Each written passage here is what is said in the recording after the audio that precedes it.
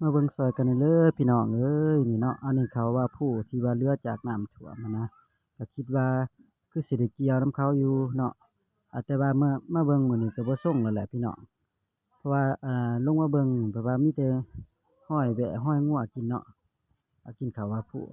จักแวะจักงัวผู้ใดว่าผู้ก็บ่เห็นเนาะอันนี้ไร่หนึ่งก็แวะกินเบิดบักหลายๆเกือบว่าครึ่งไร่มาไร่ที่สองเพราะว่างัวกินอันนี้งัวกินนี่แฮ่งอันตรายเนาะ หนักหน่วงสำหรับเขาว่าผู้ปีนี้เนาะก็บ่อีตนกันได้บ่เนาะเพื่อสิได้ปานนี้นะ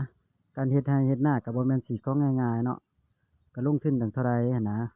นอกจากภัยธรรมชาติแล้วก็ยังมาพ้อจังซี้ล่ะว่าพูดแล้วเมื่อย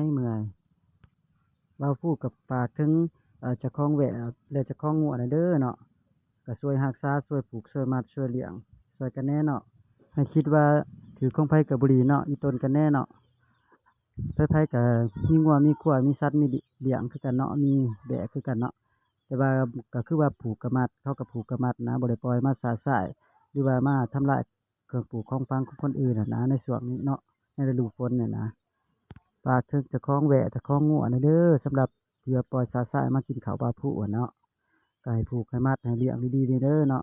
รักษาช่วยกันแหน่อีตนกันแหน่เนาะอันนี้ก็แม่นสำหรับนาว่าผู้เนาะที่ได้รับผลกระทบเนาะ แล้วหน้าเพื่อนๆก็คือสิบ่อยากให้เป็นดอกเนาะก็ขออย่าสิให้เป็นคือแบบหน้าบาพูเด้อเนาะ